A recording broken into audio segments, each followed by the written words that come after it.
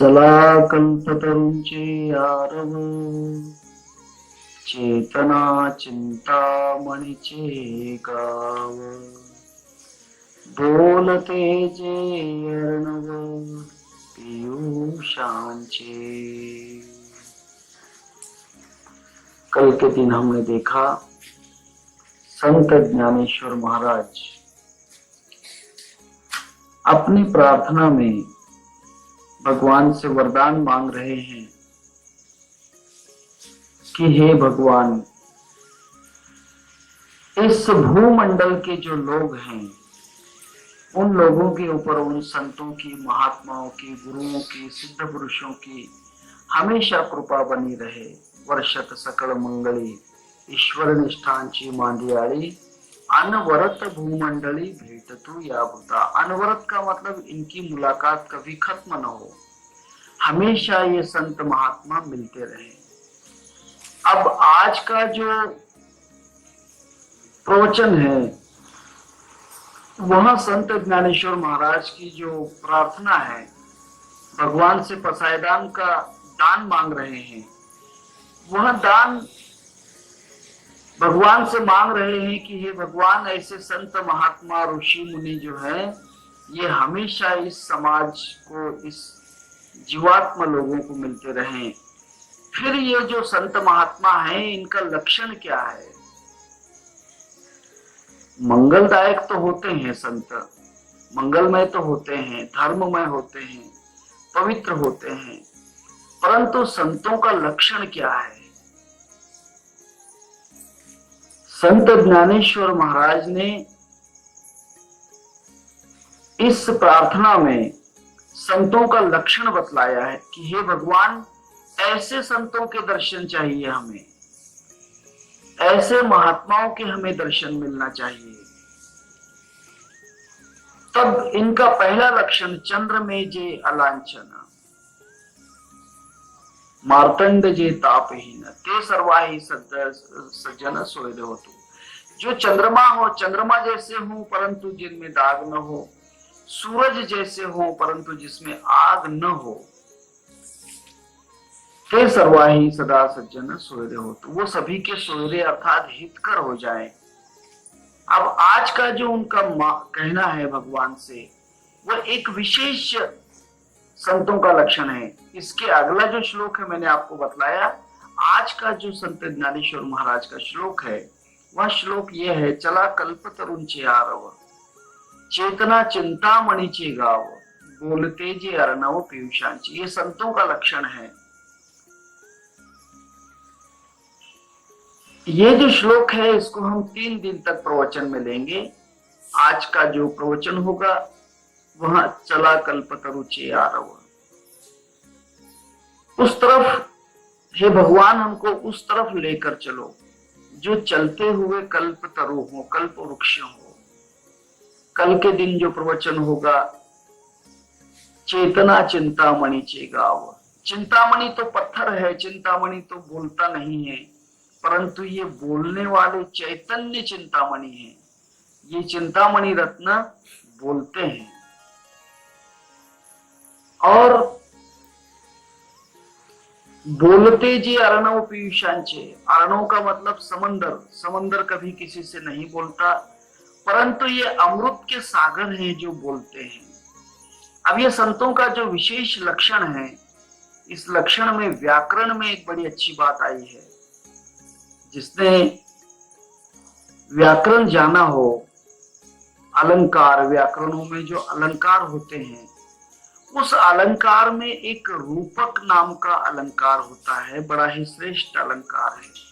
वैसे बहुत अलंकार हैं, अनुप्रास अलंकार है, श्लेष अलंकार है, रूपक अलंकार है, भुजंग प्रयात अलंकार है, चारुदत्त अलंकार है, बहुत से अलंकार हैं। इसमें से रूपक अलंकार उसे कहते हैं, किसी चीज की किसी को उपमा दी गई हो तो। अगर किसी चीज की किसी को उपमा दी जाती है, उपमेय, उपमान और उपमेय, ये 3 चीजों का जहां सम्मिलन होता है उपमेय का मतलब जिससे उपमा ली जाती है, उपमान का मतलब जिसको उपमा दी जाती है, और उपमेय का मतलब जो उपमा दी जाती है। वहां रूपक अलंकार हो जाता है। अब रूपक अलंकार के 3 हिस्से हैं। ये तो व्याकरण की बात है, आपके समझ में नहीं आएगी, परंतु मैं आपको थोड़ा सा समझा दूं।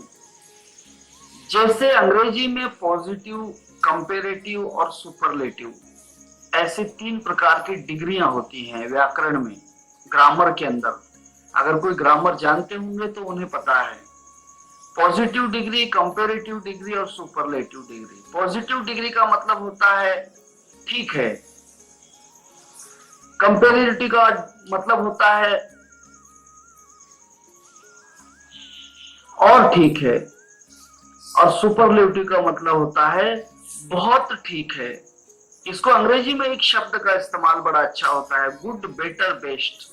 गुड का मतलब ठीक है, बेटर का मतलब उससे भी अच्छा है, बेस्ट का मतलब सबसे अच्छा है। Good, better, best. तब ये जो चीजें होती हैं, ये डिग्रीज है, तुलना है। रूपक में भी तुलना होती है 3 प्रकार की। ये रूपक अलंकार जो है, इस अलंकार में तुलना है। किसी को हमने कह दिया कि आपका मुख चांद जैसा है, ये सामान्य डिग्री हुई, ये पॉजिटिव डिग्री हुई कि चांद जैसा मुख है। किसी ने कहा कि नहीं नहीं, चांद जैसा मुख नहीं, कंपेरेटिव में आपका मुख तो चांद से भी बेहतर है।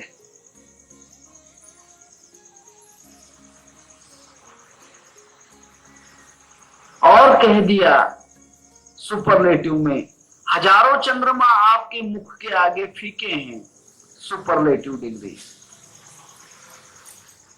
संत ज्ञानेश्वर महाराज ने इस पसायदान में संतों को इतनी ऊंची प्रतिमा, इतना ऊंचा स्थान दिया है, जो सुपरलेटिव डिग्री है,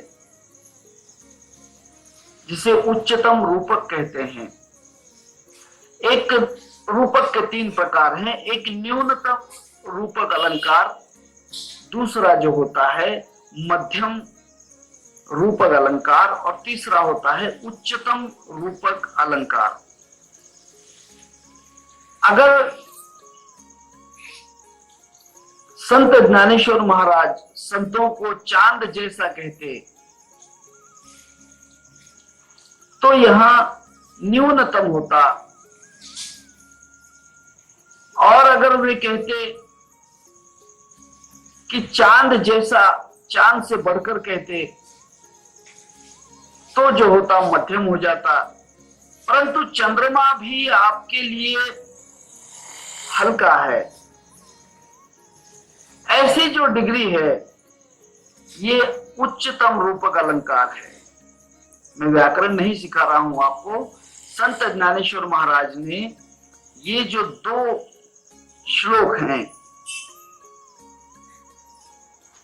ये जो 2 श्लोक हैं, सला कल्पतरु चे आरव, इसमें कल्पतरु की रूपक अलंकार दिया है। चेतना चिंतामणि चे गाओ, इसमें चिंतामणि का रूपक किया है। बोलते जी अर्णव पीयूषांचे, इसमें अमृत का रूपक किया है। इसके बाद का जो श्लोक होगा वो भी होगी, उसमें चंद्रमे जे अलांछन, चांद है परंतु जिसमें दाग नहीं। मार्तंड जे तापहीन, सूरज जैसे हैं परंतु जिसमें आग नहीं। ते सर्वाही सदा सज्जन सोयरे हो। तो ऐसे जो अलंकार संतों के विषय में किए हैं, हे भगवान, ऐसे संत भेटतु याब होता, अनवरत भेटतु याब होता।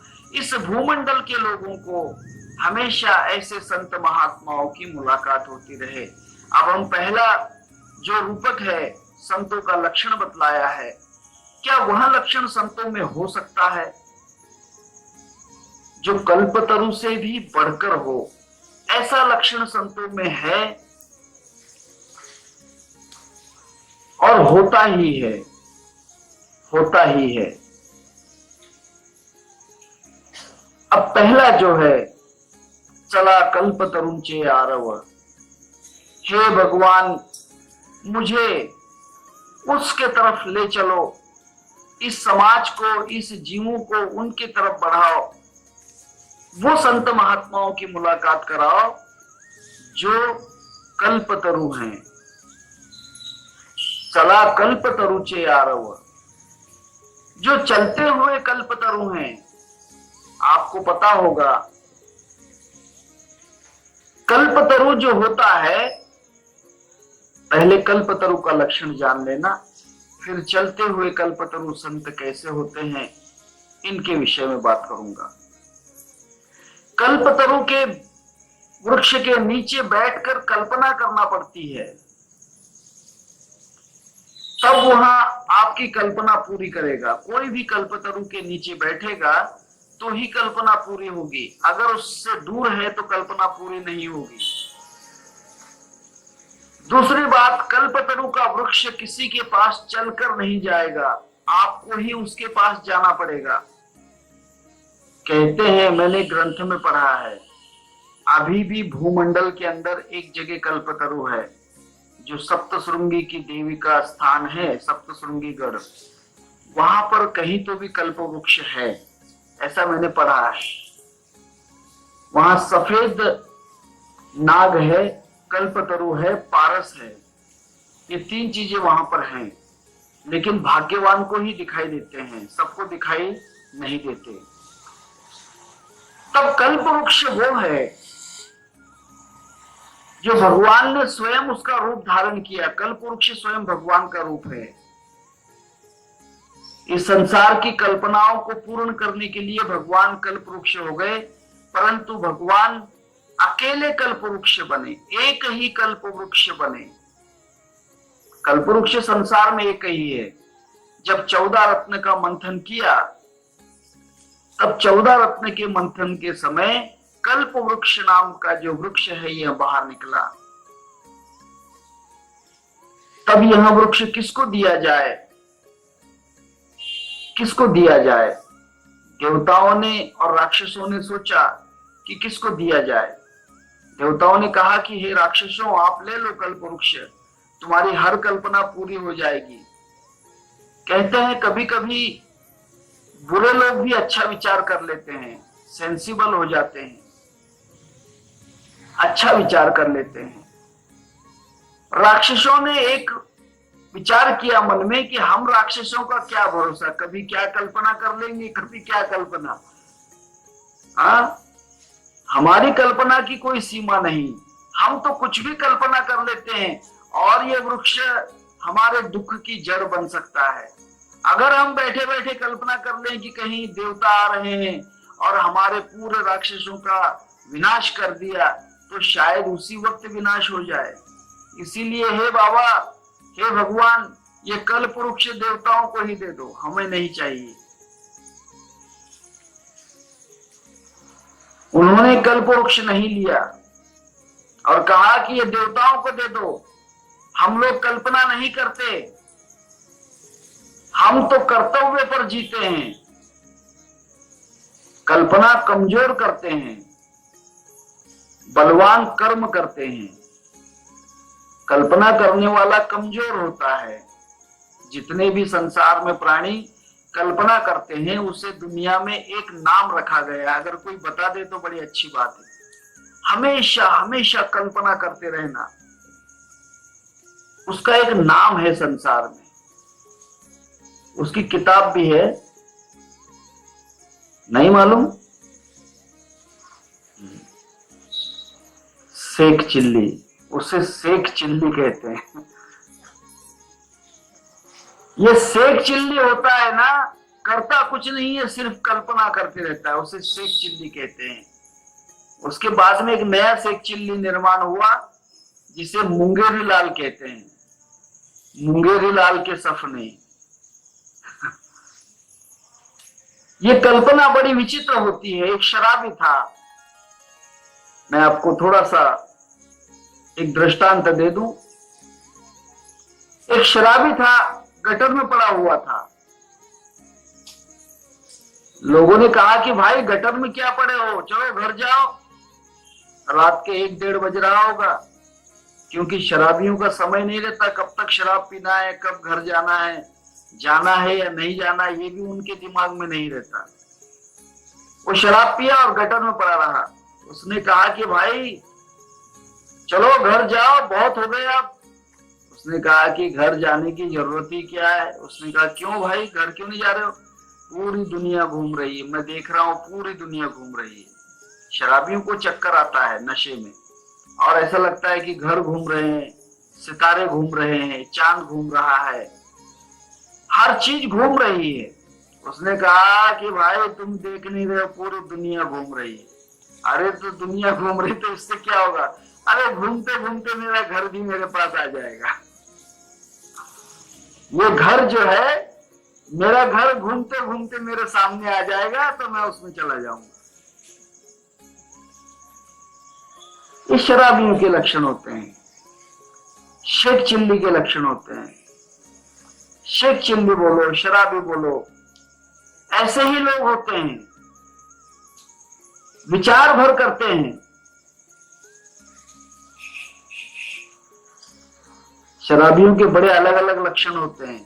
मैं टीका नहीं कर रहा हूं कोई शराबी की, बड़े अच्छे लक्षण होते हैं। बेचारे कम से कम झगड़े से तो बच जाते हैं, उपाधि से बच जाते हैं।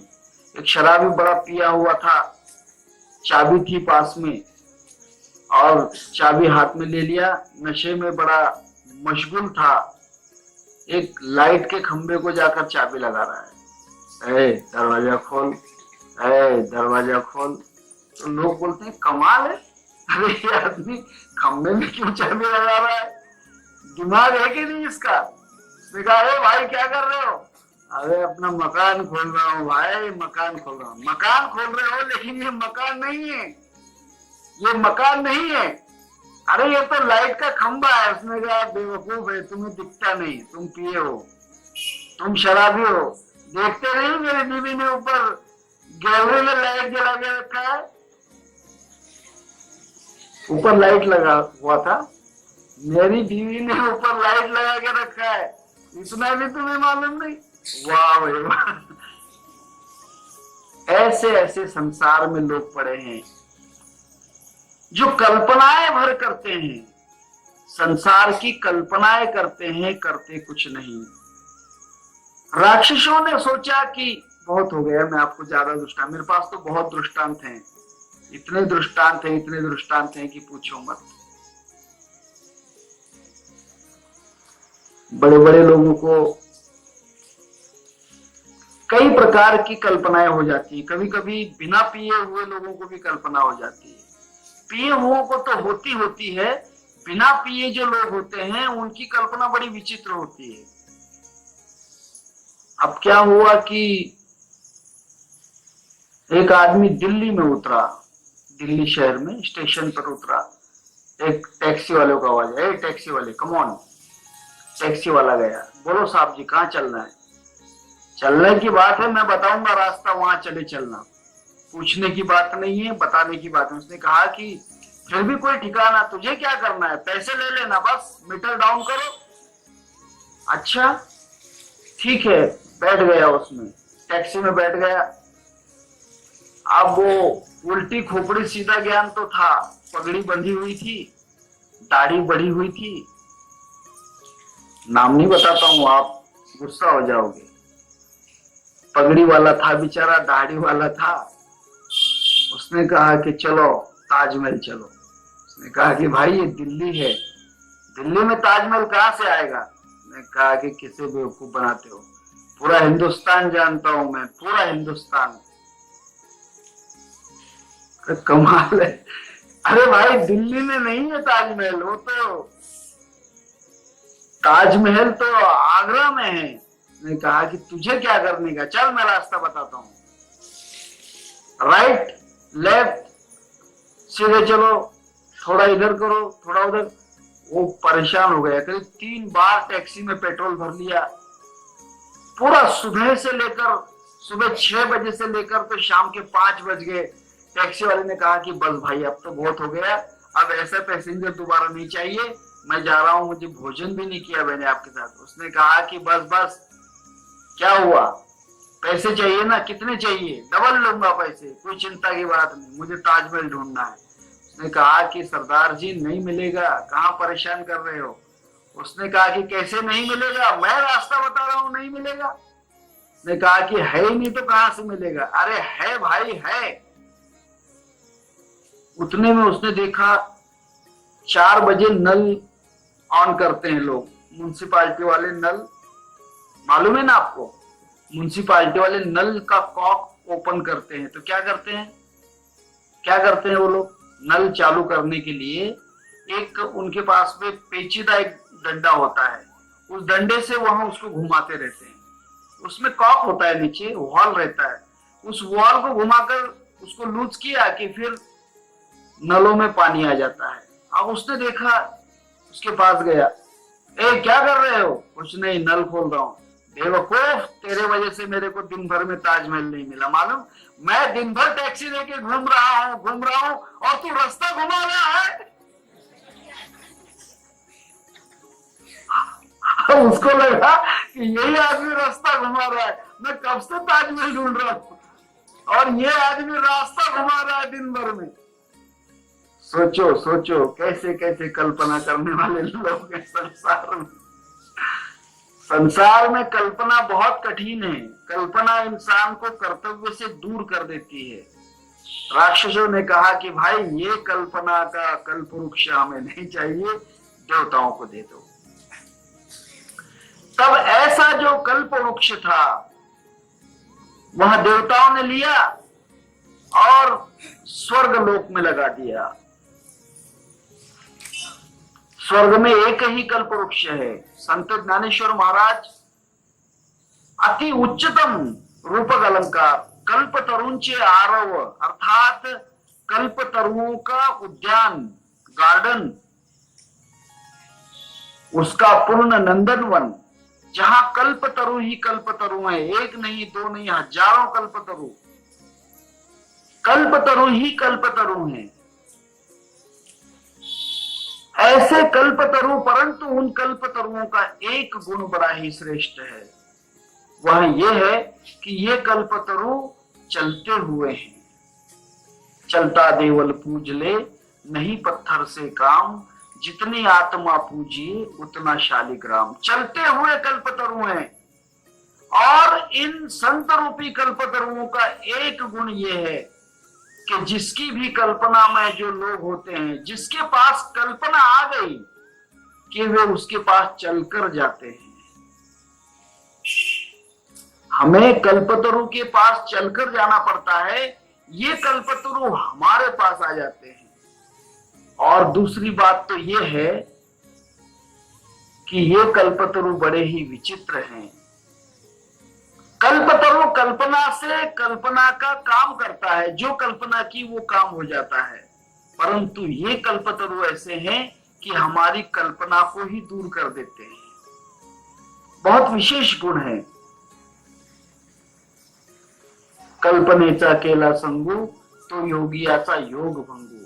कल्पना सबसे बड़ी बीमारी है, ये संतों को मालूम है, इसीलिए संत हमारी कल्पना को ही दूर करते हैं। ये कल्पना किसी में नहीं आना चाहिए। इसीलिए संत नामदेव महाराज एक जगह प्रार्थना करते हैं, अकल्प आयुष्य भावे तया कुळा, माझिया सकळा हरिचिया दासा, कल्पनेची बाधा न हो कोणी काळी, ही संत मंडळी सुखी असो। हे भगवान, ये कल्पना की बीमारी, कल्पना की बाधा किसी को न हो, कल्पना की बीमारी किसी को न हो, ऐसी नामदेव महाराज प्रार्थना करते हैं। कल्पनेची बाधा न हो कोण्या काळी, ही संत मंडळी सुखी असो। कोण्या काळी का मतलब कभी भी कल्पना हो सकती है। मनुष्य कल्पनाओं के बल पर जी रहा है। हर मनुष्य कल्पना का गुलाम है। संसार में जितने भी लोग हैं, अर्थात ये संसार, जितने संसार के लोग हैं, ये सब कल्पना के ही पुजारी हैं, कल्पना में ही जी रहे हैं। इसमें सबसे बड़ी कल्पना क्या है कि मैं एक इंसान हूं, मैं कोई इंसान हूं। फिर दूसरी कल्पना समाज हमारे अंदर डाल देता है कि मैं कोई सुखदेव हूं, रमेश हूं, गोपाल हूं, गोविंद हूं। ये दूसरी कल्पना। फिर उसके आगे कल्पना बढ़ती जाती है कि मैं हिंदू हूं, मैं मुसलमान हूं, मैं क्रिश्चियन हूं, मैं पारसी हूं। फिर कल्पना बढ़ती है कि मैं भारतीय हूं, मैं पाकिस्तानी हूं, मैं चीनी हूं, मैं अमेरिकन हूं, मैं इंग्लैंडियन हूं, मैं रशियन हूं। फिर इसके आगे कल्पना और बढ़ जाती है कि मैं बच्चा हूं, मैं जवान हूं, मैं बूढ़ा हूं। फिर इसके आगे कल्पना और बढ़ जाती है, मैं गरीब हूं, मैं अमीर हूं। फिर इसके आगे और कल्पना बढ़ जाती है, मैं सेवक हूं या मैं मास्टर हूं, मालक हूं। ऐसी कल्पना की कोई भी मर्यादा नहीं, कोई सीमा नहीं। ये जीव कहां तक कल्पना कर सकता है, इसका कुछ भी अंदाज नहीं। और जहां तक कल्पना होती है, जब जब कल्पना होती है, तब तब जीवात्मा बंधनों में बंध जाता है। जीवात्मा बंधन में बंध जाता है, गुलाम हो जाता है। कल्पना टूटते ही, कल्पना उसकी छूट गई, वो वहीं पर मुक्त हो जाता है। इसीलिए ये संत महात्मा चलते हुए कल्पतरु हैं, जो कल्पना को ही मिटाने के लिए हमारे पास चले आते हैं। एक जगह संत तुकाराम महाराज ने बड़ा अच्छा कहा है, आम्ही वैकुंठवासी, आम्ही वैकुंठवासी, आलो याची कारणासी, आलो याची कारणासी। आ बोलिले जे ऋषी, बोलिले जे ऋषी, साच भावे वर्ताया। झाडू संतांचे मार्ग, झाडू संतांचे मार्ग। किस लिए हम आए हैं? साच भाव में आचरण करने के लिए, कल्पना के भाव में आचरण करने के लिए नहीं। हम संसार में कल्पना का आचरण नहीं करवाना चाहते, साच भावे वर्ताया। इस संसार में लोगों ने सत्य का आचरण करना चाहिए, कल्पना का आचरण नहीं। इसीलिए संत महात्मा चलते हुए कल्पतरु हैं। और ये कल्पना का जो आचरण है, अभी हमारी जितनी भी संसार में जितनी भी बातें हो रही हैं, वे सब कल्पना की बातें हैं। मैं आपको कहूं, आप कहोगे कि महाराज ये तो आप हम सबको कुछ और उल्टा समझा रहे हैं। आपको लगता होगा ये मेरे पिता हैं, ये मेरी माता हैं, बिल्कुल कल्पना है तुम्हारी। मेरे माँ है, मेरे भाई हैं, मेरी बहन है, मेरा पति है, मेरी पत्नी है, मेरे बेटे हैं, मेरे रिश्तेदार हैं, ये सब कल्पना है। मेरा कोई मकान है, मैं कोई जगह रहता हूं, ये भी कल्पना है। मैं जन्म में आया हूं और मैं मरूंगा, ये भी कल्पना है। मैं शरीर में रहता हूं, ये भी कल्पना है। ये संसार है, ये भी कल्पना है। ये दुनिया है, ऐसा आपको जो लग रहा है, ये सब कल्पना है। एक जगह दृष्टांत है,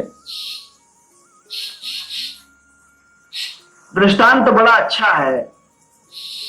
आत्म पुराण नाम के आत्म पुराण है, 18 पुराणों में आत्म पुराण है। उस आत्म पुराण में एक जगह दृष्टांत आया है। एक बार राजा जनक अपने महल में, अपने शयन ग्रह में, अर्थात अपने घर में सोए हुए थे। महल के अंदर शयन ग्रह, शयन कक्ष होते हैं। आजकल हमारे यहाँ जगह की बहुत तंगी है, जगह बड़ी शॉर्ट है, इसीलिए हमारे अलग अलग स्थान नहीं होते।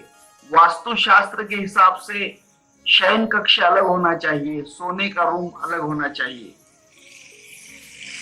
जहां हम सोते हैं वहां का रूम अलग होना चाहिए। जहां बच्चे पढ़ाई करते हैं, अध्ययन कक्ष, वहां अलग होना चाहिए। जिसे हम कहते हैं संग्राहक रूम अर्थात स्टॉक रूम, जिसे हम कहते हैं कहीं कुछ अनाज वगैरह जो चीजें रखते हैं, उसका कक्ष अलग होना चाहिए। फिर जो होता है बैठक कक्ष, जहां पर कोई 4 लोग आकर बैठते हैं, वो बैठक कक्ष अलग होना चाहिए। उसके बाद अतिथि कक्ष, अतिथियों के लिए, मेहमानों के लिए रहने के लिए अलग रूम होना चाहिए, अलग मकान होना चाहिए, अर्थात अलग कक्ष होना चाहिए। उसके बाद में देवघर, देव कक्ष, भगवान का जो पूजा का कक्ष है वहां अलग होना चाहिए। उसके बाद में फिर जो होता है जिसे हम कुकिंग रूम कहते हैं, आई बात समझ में, स्वयंपाक कक्ष जहां भोजन बनाया जाता है। उसके बाद जो है भोजन कक्ष, भोजन कहीं भी बैठकर नहीं करते, भोजन के लिए एक अलग कक्ष होना चाहिए, अलग रूम होना चाहिए। ये पहले जमाने की रीत है, अब नहीं है ये रीत, अब तो सब टूट गया है, अब तो कुछ भी नहीं रहा। अब तो जितनी भी बातें हैं वे सब अलग प्रकार से होती रही हैं। मैं इसके विषय में नहीं, मैं वास्तुशास्त्र से कह रहा हूं। वास्तुशास्त्र में देखा जाए तो मकान बनाते समय 18 प्रकार के रूम होना चाहिए, 18 कक्ष। वास्तुशास्त्र से 18 कक्ष का रूम, नहीं तो 1 रूम किचन आजकल तो बड़ा ही प्रचार चल रहा है। 1 रूम किचन वाली बात नहीं है, उसमें रुदन कक्ष होता है। कहीं किसी पति पत्नी का झगड़ा हो गया तो पत्नी को रोने के लिए एक कक्ष होता है, रुदन कक्ष। शस्त्र का शस्त्रागार, जहां शस्त्र अस्त्र रखे जाते हैं, तलवार बंदूक आदि जो होते हैं, उसका एक कक्ष होता है। ऐसे बहुत सी बातें हैं, 18 कक्षों में ये सब बातें आती हैं, 18 कक्ष होते हैं। आजकल जमीन का, जगह का बहुत प्रॉब्लम है, इसीलिए सब होती है ये बातें, नहीं तो 18 कक्ष का ही मकान होता है, 18 कक्ष का ही मकान होता है। क्योंकि संसार में 18 की संख्या ही पवित्र मानी गई, वास्तुशास्त्र में भी 18 का ही कक्ष कहा गया है, 18 का कक्ष है। उसमें फिर जो होता है वैधव्य कक्ष, जिस स्त्री का वैधव्य अर्थात विधवा हो चुकी है, उनके रहने का कक्ष अलग होता है। ऐसे बहुत सी बातें हैं, ये वास्तुशास्त्र आपके समझ में नहीं आएगा। तब वहां पर अपने शयन कक्ष में, जहां पर निद्रा लेते हैं, उस शयन कक्ष में राजा जनक सोए हुए थे। बात निकल गई इसलिए मैंने आपको बताया कक्ष, इतनी झंझट मत करना। अब जो चल रहा है उतना ही अच्छा है। जितना चल रहा है उतना अच्छा ही अच्छा है। तब शयन कक्ष में राजा जनक सोए हुए थे। अचानक स्वप्न का दर्शन हुआ, स्वप्न देखा और सपने में बड़े ही घबरा कर उठे। और जैसे ही सुबह उठे परेशान हो गए, राजा जनक परेशान हो गए और वहीं पर सभा बुलवाई कि बुलाओ सभा, और मेरी जो शंका है, मेरे मन में जो एक प्रश्न निर्माण हुआ है, उस प्रश्न का उत्तर कोई भी संत महात्मा पंडित ज्ञानी अगर मुझे दे दे तो उसे सोने की 9 गायें बख्शिश दूंगा, स्वर्ण की गायें। बड़े बड़े लोग आए। प्रश्न क्या था? ये सच या वो सच, हे खरे का ते खरे, whether this true or that wrong। ये सच्चा है या झूठा है, हे खरे का ते खरे, वेदर दिस ट्रू और दैट ट्रू। कौन सा सच्चा है, हे खरे का ते खरे। परेशान हो गए लोग, कहे बाबा जी हुआ क्या, ये तो बताओ। उसने कहा कि मैं दूसरा कुछ नहीं जानता, मुझे ये बताओ कि ये सच है या वो सच है। सबने कहा कि राजा का गया, अभी चौवन्नी गई राजा की। राजा कुछ कारण नहीं बतलाते, कुछ नहीं बतलाते और प्रश्न कर रहे हैं कि ये सच है कि वो सच है, हे खरे का ते खरे। अब राजा का तो दिमाग समझ में नहीं आ रहा है। बहुत से वहां पर पंडित, मुनि, ज्ञानी, ऋषि, वेदांत वाचस्पति, शास्त्र पंडित आदि लोग वहां पर जमा हुए। सब लोग सोच विचार कर रहे हैं कि राजा के सवाल का जवाब कैसे दें। उसी समय अष्टवक्र नाम के एक मुनिवर आए और उनका आसन ग्रहण करवाया। बैठे वहां पर जनक राजा ने जो प्रश्न किया था, वहां के जो महामंत्री थे, उस महामंत्री ने प्रश्न वहां पर विदित किया, पढ़कर सुनाया। प्रश्न पढ़कर सुनाया कि हे महाराज, यहां पर राजा जनक के दिमाग में, उसके विचार में एक प्रश्न आया है कि ये सच या वो सच, हे खरे का ते खरे। अष्टवक्र ने कहा कि जनक राजा को कहो कि हे राजा, अगर जागा हुआ है तो और जाग जा, सोया हुआ है तो पूरा जाग जा। अगर जाग गया है तो और जाग जा, और सोया हुआ है तो पूरा जाग जा। क्योंकि मनुष्य सोए हुए में जाग नहीं सकता, जागे हुए में भी पूरा नहीं जगता है। जो जाग रहा है मनुष्य, वहां भी पूरा नहीं जगा हुआ है। आपको लगता है कि आप सब जगे हुए हैं, नहीं, आप सब सोए हुए हैं। आप कल्पना की निद्रा में सोए हुए हैं, कल्पना की निद्रा में सोए हुए हैं। और इसी को मोह निद्रा कहते हैं, अज्ञान की निद्रा कहते हैं। मोह निद्रा होती है। ये मोह निद्रा जो है, इसमें हमें लगता है कि वहां जाग रहा है, परंतु वहां पूरा सोया हुआ है। ये मोह निद्रा है, ये कल्पना की निद्रा है, ये माया की निद्रा है। और जो दूसरी निद्रा है, वहां भौतिक निद्रा है। उस नींद में तो शरीर सोता है, वो शरीर की निद्रा है। वो निद्रा कोई इतनी बड़ी निद्रा नहीं है। वो निद्रा अगर आए तो भी ठीक, न आए तो भी ठीक। अगर 100 साल भी वैसे सोते रहे तो शरीर सो रहा है, कोई फर्क नहीं पड़ता। और 100 साल नहीं भी सोए तो कोई फर्क नहीं पड़ता, क्योंकि शरीर सोता है।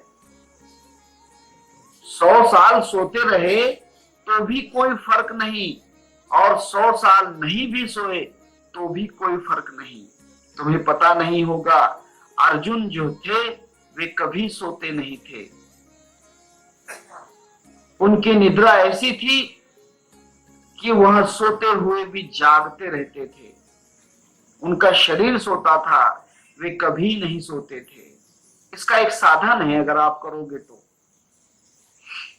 इसका एक साधन है, मैं बता देता हूं, फिर बाद में मुझे कहने के लिए उसका संदर्भ लगना चाहिए। ये संदर्भ में साधन आया है। अगर कर सको तो, सोते हुए भी जागना चाहते हो तो, जागते हुए भी जागना चाहते हो तो एक अच्छा साधन है।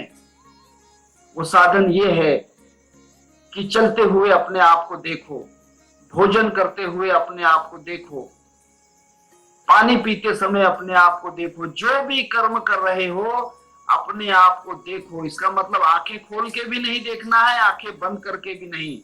ये सोचो कि मैं चल रहा हूं, ये सोचो कि मैं भोजन कर रहा हूं, ये सोचो कि मैं जल पी रहा हूं।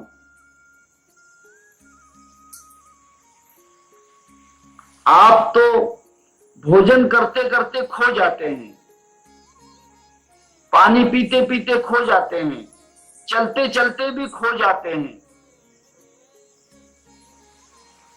कुछ लोग नींद में भी चलते हैं। एक अमेरिका में मनुष्य था,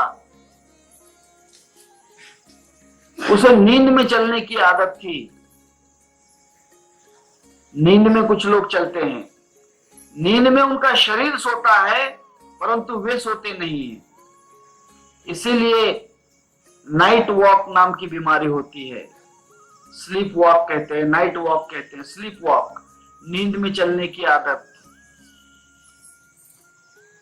वहां आदमी रोज रात में चलता, नींद में चलता, और करीब 40-45 मंजिली बिल्डिंग जो थी, उसके ही सामने एक बिल्डिंग थी, बीच में एक रास्ता था, 15-20 फीट का रास्ता, इस किनारे बिल्डिंग, उस किनारे बिल्डिंग। वो नींद में चलता और चलते चलते इस बिल्डिंग से उस बिल्डिंग पर छलांग लगा देता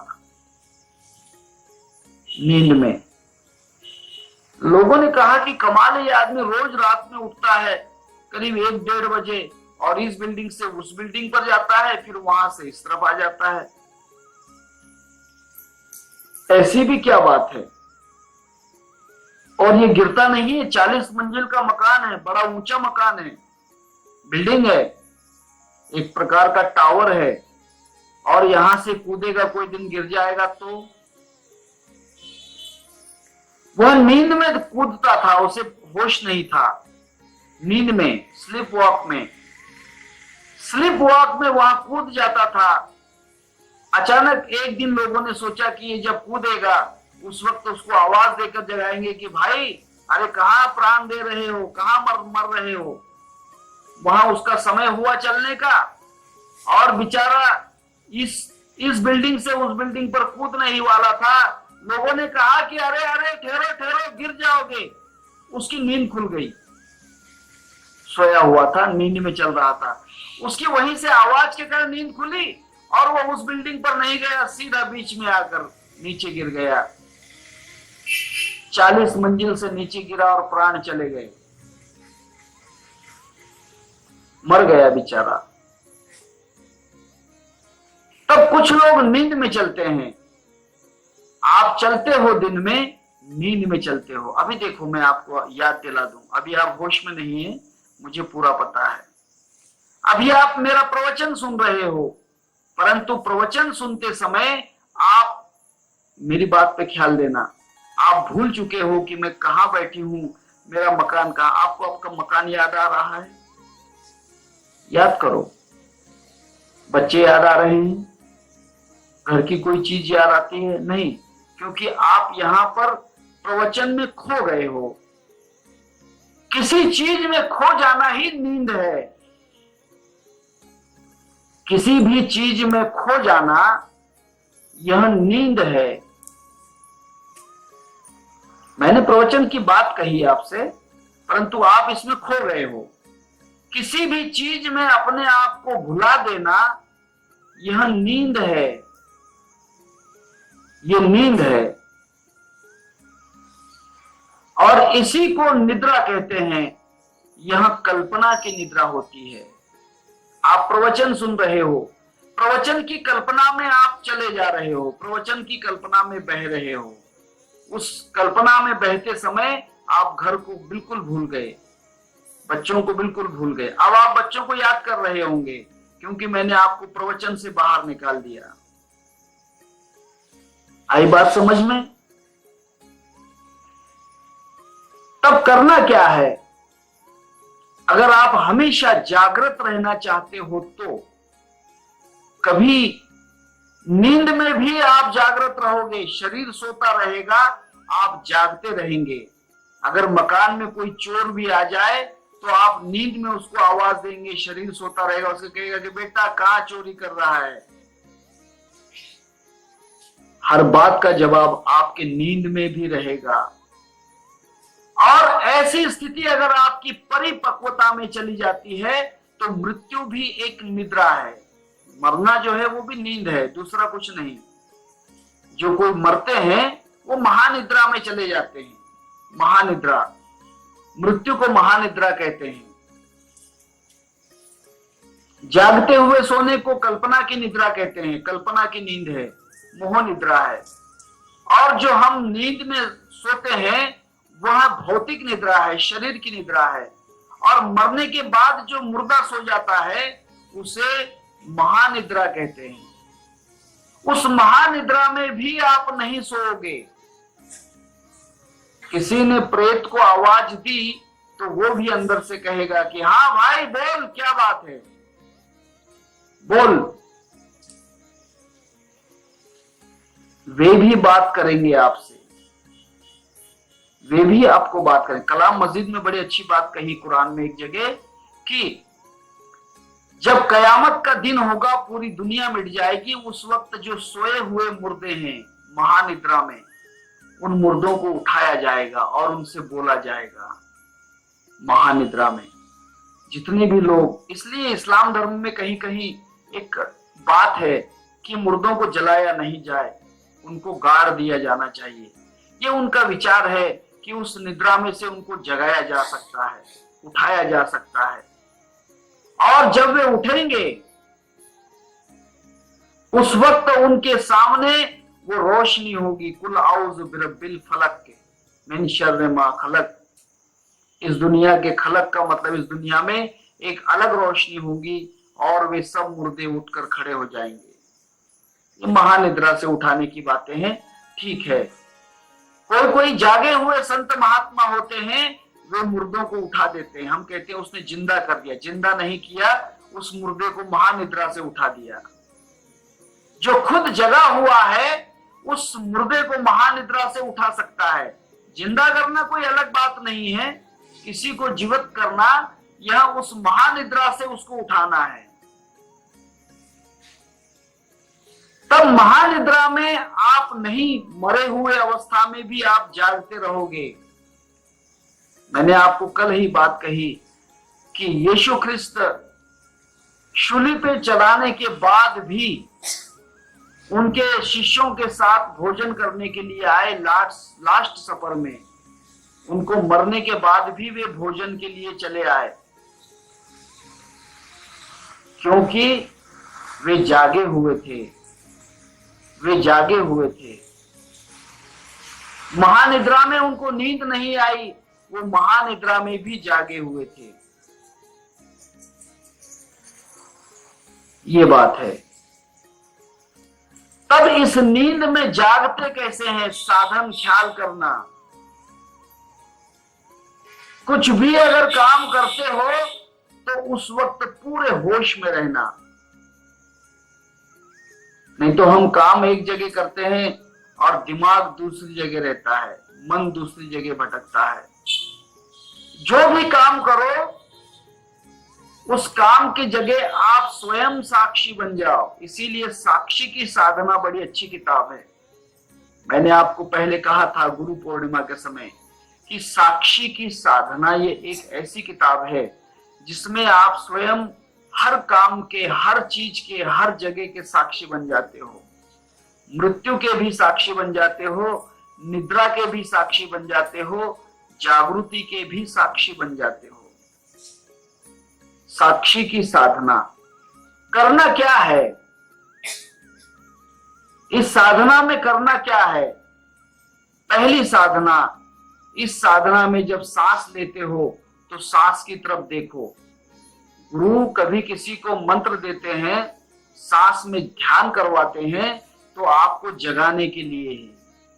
ध्यान में जो सांस के ऊपर विचार किया जाता है, सांस के ऊपर ध्यान दिया जाता है कि वो इसलिए कि आपके अंदर कोई क्रिया चल रही है, उस क्रिया के ऊपर चले आना, अर्थात साक्षी होने की आदत करना। उसके बाद आपको दूसरी साधना दी जाती है जिसे कहते हैं पलकों की साधना। अपनी आंखों की पलकें झपक रही हैं। अगर मैं अभी पलक बंद करता हूं तो आपका ख्याल मेरी आंखों की पलकें बंद में हो रही हैं ये पलकें बंद हो रही हैं, इस पर होना चाहिए। हमारी दिन में कई हजारों लाखों बार पलक झपकती है, हमें पता नहीं होता। क्या आपको पता रहता है? आपकी जो आईलिड्स हैं, कंपनियां हैं, वो बंद होती हैं, खुलती हैं, बंद होती हैं, खुलती हैं दिन भर में। क्या आपने कभी देखा उसको? नहीं, क्योंकि आपको पता नहीं। लेकिन दिन भर में जब भी आप कोई काम नहीं करते होंगे, अकेले में बैठे होंगे या नींद में जाने की कोशिश कर रहे होंगे रात को सोने के पहले, अपने आंखों की पपनी जब जब झपकती है, उस वक्त ख्याल रखना कि मेरी पलकें बंद हो गई और पलकें खुल गई। पलकों के ऊपर ख्याल रखो। अगर ये आदत लग गई, सांस के ऊपर देखने की आदत लग गई, पलकों पर देखने की आदत लग गई, तब फिर उसके बाद उसके आगे की साधना है हृदय की धड़कन सुनो। अपने हार्ट में आवाज आती है,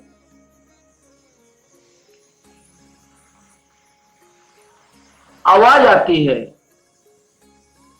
अपने हार्ट में आवाज है।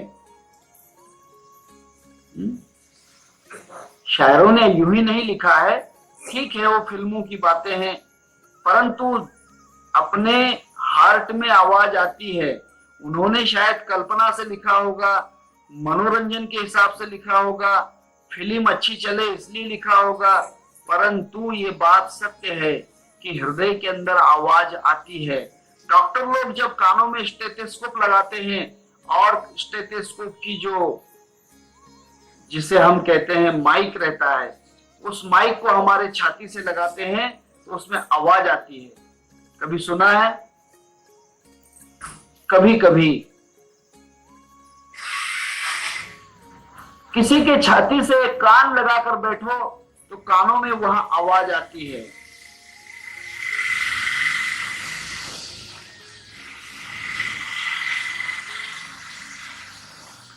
कानों में वहां आवाज आती है।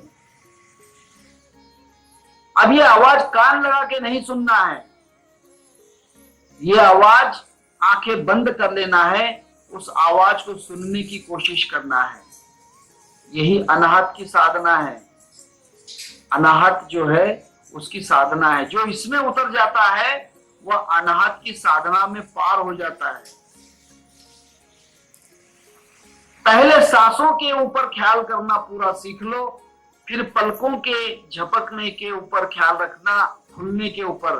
खुली है तो उस पर पूरा लक्ष्य होना, बंद किया है तो पूरा लक्ष्य, मेरी पलकें खुल रही हैं, मेरी पलकें बंद हो रही हैं।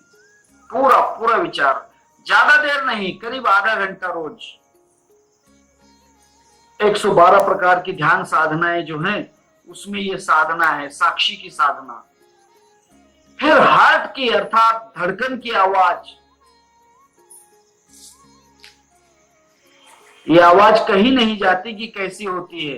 ये फिल्मों में कहते हैं धक धक करने लगा, मोरा जियरा डरने लगा, ये फिल्मों की बातें हैं, परंतु ये आवाज खुद सुनना है।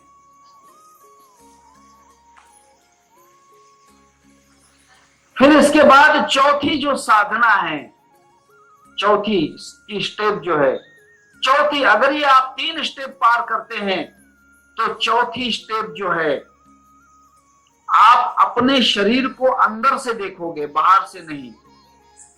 इसके आगे की जो स्टेप है आप देख सकते हो, अपने शरीर को देखोगे कि ये शरीर हाड़ मांस का बना हुआ है और इसमें कुछ लाल रंग की चीज दौड़ रही है।